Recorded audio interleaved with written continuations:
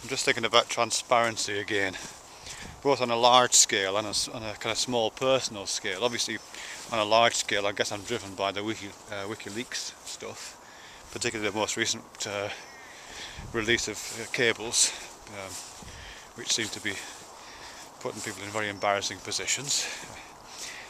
But also on a more kind of local, personal level, the various dramas that have gone on in YouTube and social media more generally over the past few weeks, with what appear to be love affairs or what appear to be perceived betrayals, those kind of things, being played out not only across YouTube actually, but also across things like Facebook and blogs and possibly Twitter. So it's being played out in a completely public way.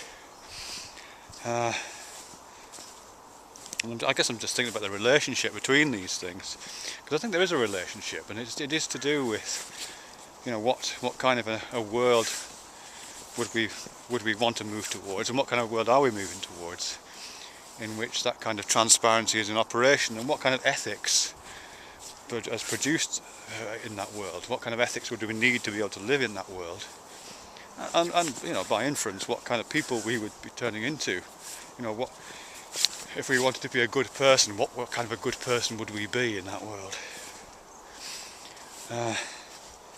I suppose I'm reminded of this quotation I came across years and years ago, which frightened the life out of me at the time and still does a bit, which was this a recommendation, a moral recommendation, which was that we should all try to live our lives as if everything we do is public knowledge. Live your life as if everything you do is public knowledge. That was the idea. It's a really ancient quotation. I don't know where it comes from, but obviously it predates the stuff I'm talking about here. Live your life as if everything you do is public knowledge. Because on the face of it, it seems like a recipe for, repression and guilt and shame and failure. It seems like a recipe for those kind of things. But at the same time, and for me, following on from those initial responses, it's more to do with kind of taking responsibility and owning up to whatever this stuff that people do, which they would prefer not to be public knowledge. What kinds of things? Obviously, it's going to vary from person to person, isn't it? But is it? Well, it's not going to be a bad thing, I don't think. It's probably not a bad thing if we take possession of those things. Refuse the shame, perhaps, or refuse to suppress, possibly. But do these things anyway. But do these things in public, whatever they are. But in terms of an ethic, I think these. I can't really get to the idea of a personal ethics from that, but certainly a kind of public set of ethics is starting to develop, I think, around transparency, just partly because of WikiLeaks and that kind of thing, but more generally to do with a more open society. If you're a public servant, certainly in the UK, then your salary is public information. My salary is public information. The salary of ministers is public information. Ministers who were in Parliament have to declare financial interests. I'm sure they don't always do that, but they're supposed to. And I'm sure expenses will become public information. So all this stuff is becoming public, and some of kind of the worst thing that can happen to you if you're a public figure is that something is revealed which shows you up as a criminal or as a hypocrite or something like that. And really the only protection against that kind of showing up, given the ease with which leaks happen these days, and given the inevitable skeletons that are in all our closets, the only protection against that kind of exposure is by exposing yourself prior to that, and just taking the flak, accepting ownership for one's own failings, and making oneself transparent. And that's really the only thing you can do, isn't it? It is. I think it's also showing up in just the way the institutions work. My own institution, I work in a university, and like many universities, it's not exactly a policy yet, but it's becoming a policy where meetings, particularly meetings between staff and students, almost invariably take place outside of closed spaces.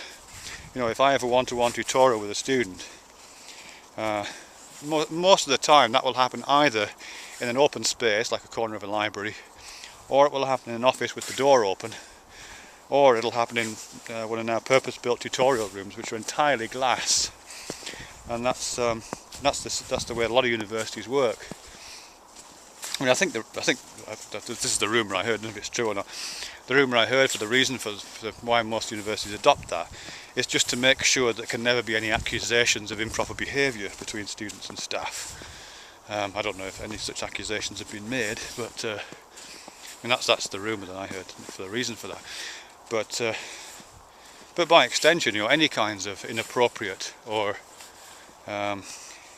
unwitnessed behaviour becomes impossible if you reflect the transparency of an open society in the architecture of your buildings, or in the protocols under which you engage in meetings, the places you hold meetings.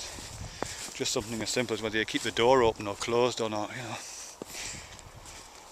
So this, you know, this stuff is just out there really, and things that happen, you know, and I guess related to that, when you hear about things happening behind closed doors, even the phrase behind closed doors has got pejorative overtone, doesn't it? It feels like negative.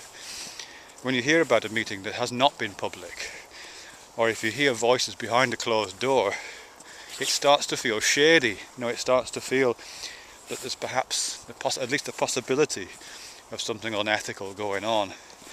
And the only way to avoid the shadow of the unethical falling across you is to keep the door open, to keep it public, to keep putting stuff out there, you know.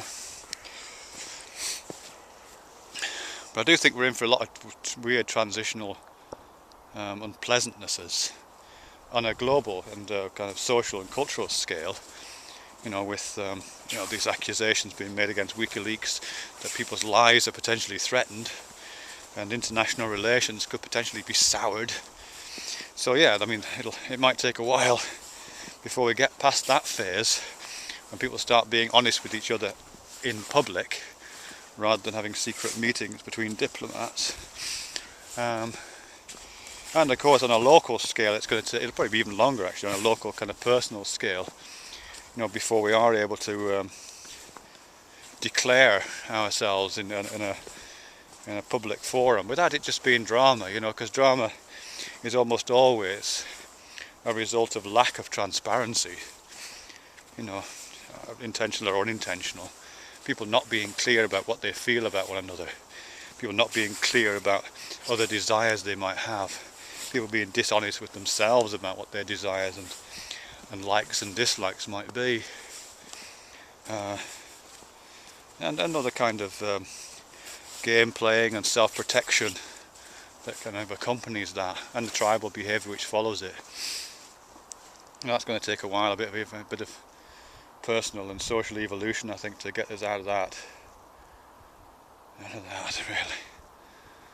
So I can start being the fantastically transparent, loving beings that we probably can be, I think.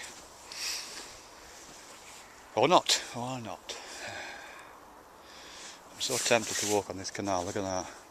Clearly something's walked on. I'm just going to have a quick go. If this camera may submerge at this point, this may be the last video this camera ever makes. I'm stamping on it, it's a slight cracking sound. Okay, I'm standing on the canal. I'm walking out into the canal. Slightly nerve-wracking.